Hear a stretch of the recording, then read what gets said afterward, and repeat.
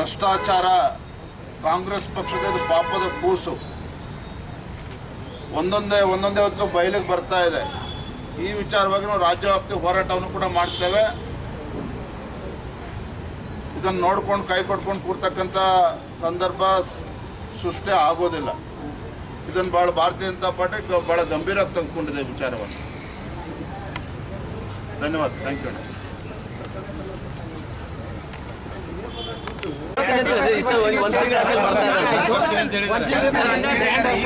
ಯಾವ ಪ್ರಶ್ನೆ ಕೇಳಬೇಡ.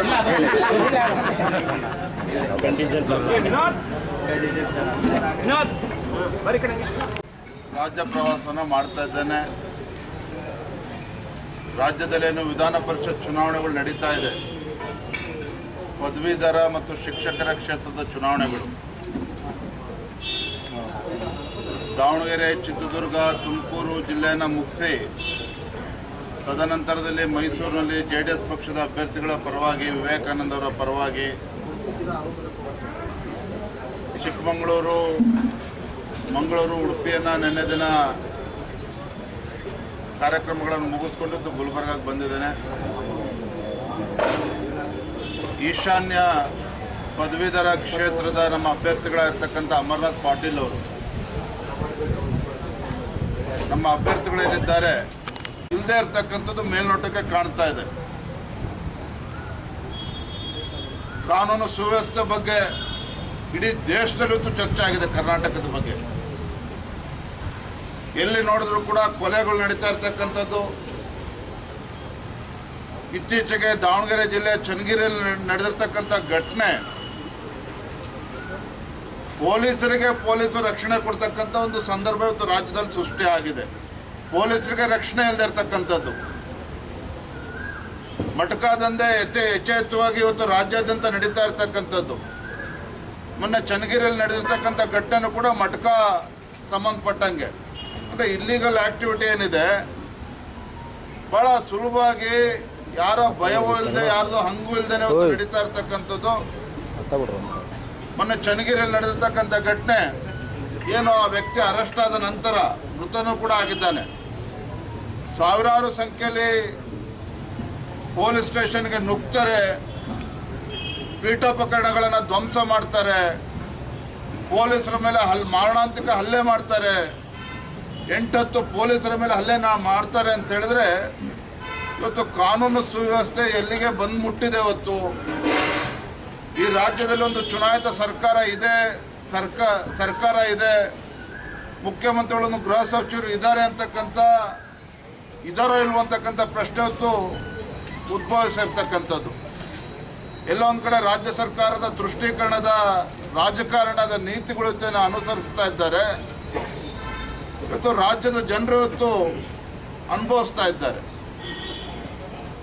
ಕಾನೂನು ಸುವ್ಯವಸ್ಥೆ ಸಂಪೂರ್ಣವಾಗಿ ಇವತ್ತು ಕುಸಿದಿರ್ತಕ್ಕಂಥದ್ದು ನಾವು ನೋಡ್ತಾ ಇದ್ದೇವೆ.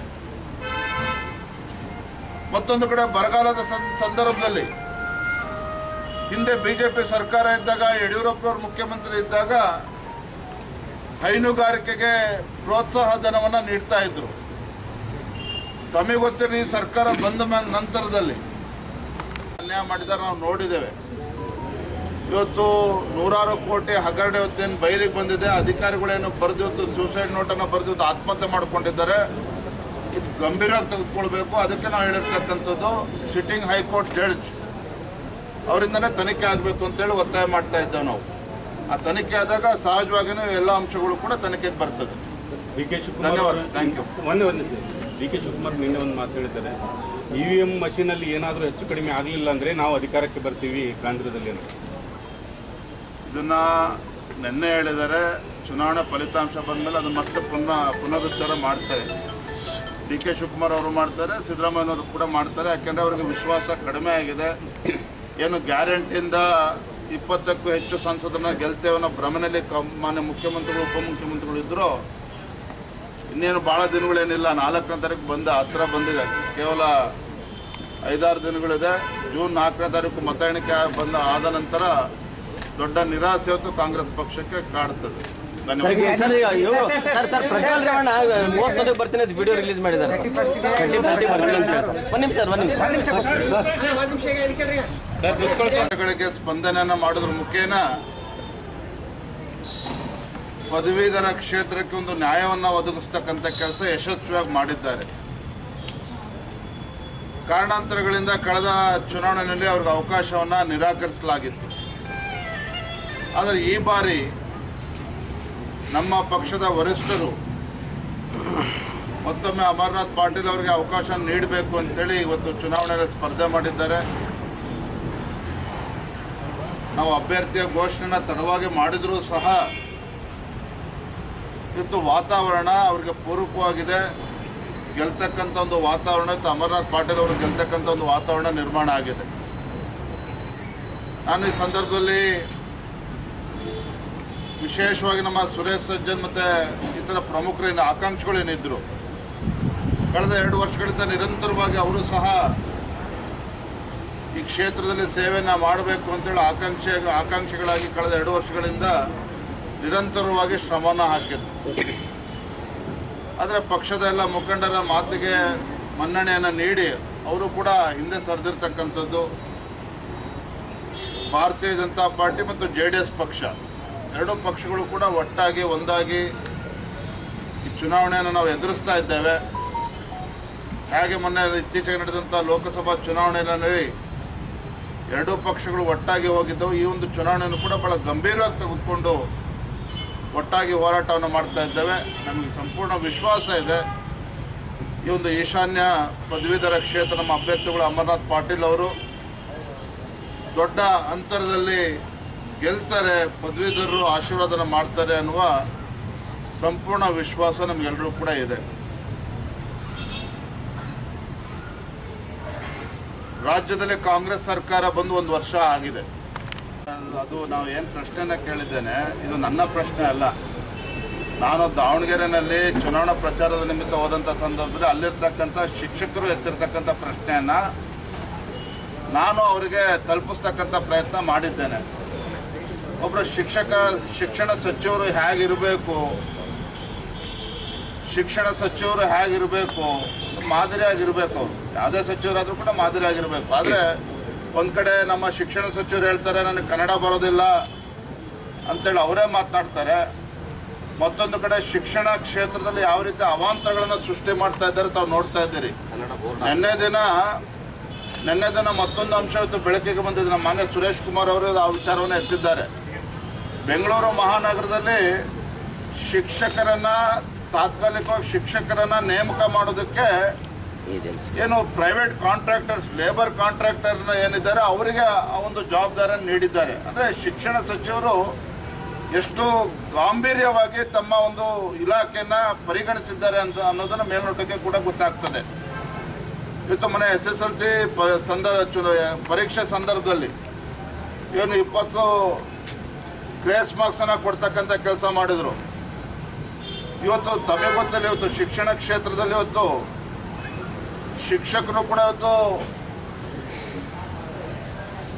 ಸಮಸ್ಯೆಗಳನ್ನು ಎದುರಿಸ್ತಾ ಇದ್ದಾರೆ, ಮಕ್ಕಳು ಕೂಡ ಇವತ್ತು ಸಮಸ್ಯೆಯನ್ನು ಎದುರಿಸ್ತಾ ಇದ್ದಾರೆ. ಮತ್ತೊಂದು ಕಡೆ ಪೋಷಕರು ಕೂಡ ಚಿಂತೆಗೀಡು ಮಾಡಿರ್ತಕ್ಕಂಥದ್ದು. ಇಂಥ ಒಬ್ಬ ಶಿಕ್ಷಣ ಸಚಿವರು ಯಾತಕ್ಕೋಸ್ಕರ ಅವರು ಹಿಡ್ಕೊಂಡಿದ್ದಾರೆ ಸರ್ಕಾರ ಅಂತೇಳಿ ರಾಜ್ಯದ ಜನರು ಪ್ರಶ್ನೆ ಮಾಡ್ತಾ ಇದ್ದಾರೆ. ಹಾಗಾಗಿ ಆ ಸಂದರ್ಭ ದಾವಣಗೆರೆ ಹೋದಾಗ ಕೆಲವು ಶಿಕ್ಷಕರು ಏನು ಕೆಲವು ವಿಚಾರವನ್ನು ಎತ್ತಿದ್ದಾರೆ, ಅದನ್ನು ಅವರಿಗೆ ತಲುಪಿಸ್ತಕ್ಕಂಥ ಪ್ರಯತ್ನ ಮಾಡಿದ್ದೇನೆ. ಅವರು ಭಾಳ ಮನಸ್ಸಿಗೆ ಹಚ್ಕೊಂಡಂತ ಕಾಣ್ತದೆ. ನಾನು ಇಷ್ಟ ಹೇಳ್ತೇನೆ, ಅವ್ರಿಗೆ ಹಣಕಾಸಿನ ಸಮಸ್ಯೆ ಇದ್ದರೆ ಬಹುಶಃ ನಮ್ಮ ಯುವ ಮೋರ್ಚಾದವ್ರಿಗೆ ಹೇಳ್ತೇನೆ, ಎಲ್ಲ ಅವ್ರ ಹೇರ್ ಕಟ್ಟಿಗೆ ಏನು ಬೇಕೋ ಅದನ್ನು ಸಂಗ್ರಹ ಮಾಡಿ ಅವ್ರು ಕೊಡಿಸ್ತಕ್ಕಂಥ ಪ್ರಯತ್ನ ಮಾಡ್ತೇನೆ. ನೀವೇ ಮಾಡಬೇಕು ಅಂತ ಅವ್ರಿಗೆ ಹಣಕಾಸಿನ ಸಮಸ್ಯೆ ಇದ್ದರೆ ನಮ್ಮ ಯುವ ಮೋರ್ಚಾ ವತಿಯಿಂದ ಹೇಳಿ ಹಣವನ್ನು ಸಂಗ್ರಹ ಮಾಡಿ ಅವ್ರಿಗೆ ಹೇರ್ ಕಟ್ ಪ್ರತಿ ತಿಂಗಳು ಎಷ್ಟು ಬೇಕು ಅಂತ ಹೇಳಿದ್ರೆ ಆ ಹಣವನ್ನು ಸಂದಾಯ ಮಾಡ್ತಕ್ಕಂಥ ಕೆಲಸ ನಾವು ಮಾಡ್ತೇವೆ. ಆದರೆ ಕಳೆದ 1 ವರ್ಷದಲ್ಲಿ ಸರ್ಕಾರದ ಸಾಧನೆ ಬಗ್ಗೆ ಅವಲೋಕನ ಮಾಡೋದಾದರೆ ಈ ಸರ್ಕಾರ ಏನು ಸಾಧನೆ ಮಾಡಿದೆ ಅಂತೇಳಿ ಜನಸಾಮಾನ್ಯರು ಕೂಡ ಪ್ರಶ್ನೆ ಮಾಡಿದಾಗ ಚಿಂತನೆ ಮಾಡಿದರೆ ಈ ಸರ್ಕಾರದ ಸಾಧನೆ ಶೂನ್ಯ ಅಂತಕ್ಕಂಥದ್ದು ರಾಜಕೀಯ ಪಕ್ಷವಾಗಿ ನಾವು ಅಷ್ಟೇ ಅಲ್ಲ, ವಿರೋಧ ಪಕ್ಷವಾಗಿ ನಾವು ಮಾತನಾಡ್ತಕ್ಕಂಥದ್ದಲ್ಲ, ಜನಸಾಮಾನ್ಯರು ಕೂಡ ಮಾತನಾಡ್ತಾ ಇದ್ದಾರೆ. ಕಳೆದ 1 ವರ್ಷದ ಕಾಂಗ್ರೆಸ್ ಸರ್ಕಾರದ ಸಾಧನೆ ಶೂನ್ಯ. ಅಭಿವೃದ್ಧಿ ಅಂತಕ್ಕಂಥದ್ದು ಸಂಪೂರ್ಣವಾಗಿ ನಿಂತಿರ್ತಕ್ಕಂಥದ್ದು. ಯಾವುದೇ ಅಭಿವೃದ್ಧಿ ಕೆಲಸ ಕಾರ್ಯಗಳು ನಡೀತಾ ಇಲ್ಲ. ಮಾನ್ಯ ಮುಖ್ಯಮಂತ್ರಿಗಳ ಆದಿಯಾಗಿ ರಾಜ್ಯ ಸರ್ಕಾರದ ಯಾವುದೇ ಸಚಿವರು ಯಾವುದೇ ಒಂದು ಗುದ್ದಲಿ ಪೂಜೆ ಮಾಡಲಿಲ್ಲ, ಶಂಕುಸ್ಥಾಪನೆ ಆಗಲಿಲ್ಲ, ಹೊಸ ಯೋಜನೆಗಳು ಕೂಡ ಘೋಷಣೆ ಆಗಲಿಲ್ಲ. ಭೀಕರ ಬರಗಾಲದಿಂದ ತತ್ತರಿಸಿದಂಥ ಕರ್ನಾಟಕ ರಾಜ್ಯ, ರೈತರು ಸಂಕಷ್ಟದಲ್ಲಿದ್ದಾರೆ. ಕೇಂದ್ರ ಸರ್ಕಾರ ಅನುದಾನ ಕೊಟ್ಟಿಲ್ಲ ಅಂತೇಳಿ ಬೊಬ್ಬೆ ಹೊಡಿತಾ ಇದ್ರು. ಕೇಂದ್ರ ಸರ್ಕಾರದಿಂದ ಅನುದಾನ ಬಂದರೂ ಸಹ ಇವತ್ತು ಕೂಡ ರೈತರಿಗೆ ತಾಂತ್ರಿಕ ಕಾರಣಗಳನ್ನು ಒಡ್ಡಿ ಸರಿಯಾದ ರೀತಿಯಲ್ಲಿ ಏನು ರೈತರಿಗೆ ಪರಿಹಾರ ನೀಡಬೇಕಾಗಿತ್ತು ರಾಜ್ಯ ಸರ್ಕಾರ, ರೈತರ ಅಕೌಂಟಿಗೆ ಏನು ಪರಿಹಾರ ಜಮಾ ಆಗಬೇಕಾಗಿತ್ತು ಅದು ಸರಿಯಾದ ರೀತಿಯಲ್ಲಿ ಜಮಾ ಆಗ್ತಾ ಇಲ್ಲ ಅಂತಕ್ಕಂಥದ್ದು ಬಹಳಷ್ಟು ಕಡೆ ರೈತರು ಇವತ್ತು ಪ್ರಶ್ನೆ ಮಾಡ್ತಾ ಇದ್ದಾರೆ. ಸಕಾಲಕ್ಕೆ ಮಳೆ ಬೀಳ್ದೇನೆ ಬಿತ್ತನೆ ಕೂಡ ಮಾಡದೇ ಇದ್ದಂಥ ರೈತರಿಗೆ ಇವತ್ತು ಸರ್ಕಾರ ಪರಿಹಾರವನ್ನು ಕೂಡ ಕೊಡ್ತಾ ಇಲ್ಲ.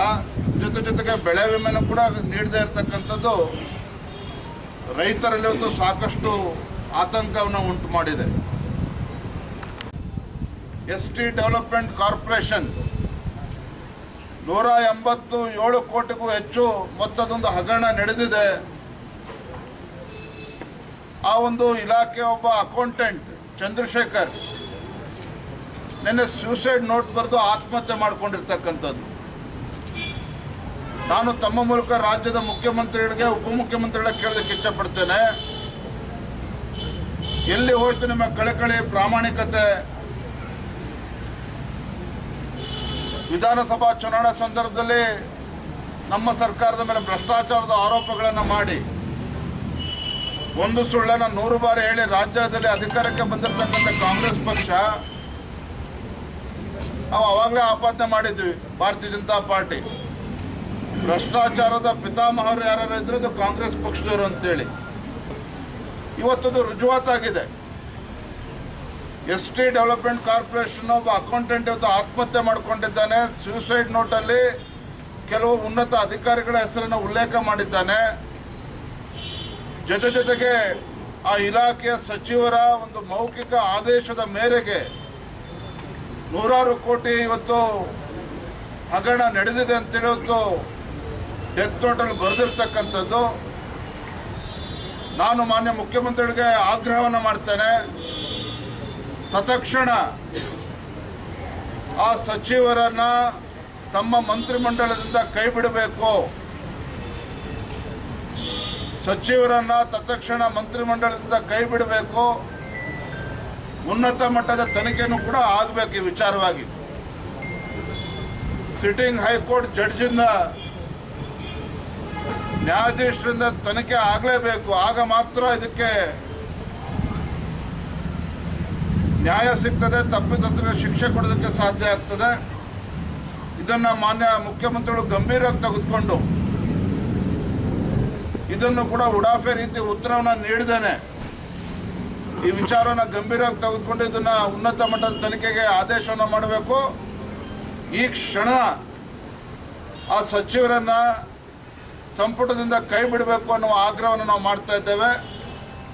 ಇಲ್ಲದೆ ಹೋದರೆ ನಾವು ರಾಜ್ಯಾದ್ಯಂತ ಭಾರತೀಯ ಜನತಾ ಪಾರ್ಟಿ ರಾಜ್ಯಾದ್ಯಂತ ಇದ್ರ ಬಗ್ಗೆ ಪ್ರತಿಭಟನೆ ಮಾಡ್ತೇವೆ, ಹೋರಾಟ ಮಾಡ್ತೇವೆ. ಯಾವುದೇ ಕಾರಣಕ್ಕೂ ಸಚಿವರನ್ನ ಮುಂದೆ ಬರೆಯೋದಕ್ಕೆ ಬಿಡ್ತಕ್ಕಂಥ ಪ್ರಶ್ನೆ ಉದ್ಭವ ಆಗೋದಿಲ್ಲ. ಹಾಗಾಗಿ ರಾಜ್ಯ ಸರ್ಕಾರ ಎಚ್ಚೆತ್ತುಕೊಂಡು, ಮಾನ್ಯ ಮುಖ್ಯಮಂತ್ರಿಗಳು ಎಚ್ಚೆತ್ತುಕೊಂಡು ತತ್ಕ್ಷಣ ಮಂತ್ರಿಯನ್ನು ವಜಾ ಮಾಡಿ ಮಂತ್ರಿನ ಸಂಪುಟದಿಂದ ಕೈ ಬಿಡಬೇಕು ಅಂತೇಳಿ ನಾನು ಈ ಸಂದರ್ಭದಲ್ಲಿ ಆಗ್ರಹವನ್ನು ನಾನು ಮಾಡ್ತಾ ಇದ್ದೇನೆ. ನಾಗೇಂದ್ರ ಅವರು, ಸನ್ಮಾನ್ಯ ನಾಗೇಂದ್ರ ಅವರೇನಿದ್ದಾರೆ, ಸಚಿವರೇನಿದ್ದಾರೆ, ತತ್ಕ್ಷಣ ಮಂತ್ರಿಮಂಡಲದಿಂದ ಕೈ ಬಿಡಬೇಕು ಅಂತೇಳಿ ನಾನು ಆಗ್ರಹವನ್ನು ನಾನು ಮಾಡ್ತಾ ಇದ್ದೇನೆ. ನಿಮ್ಮ ಕಡೆಯಿಂದ ಏನಾದರೂ ಈಗ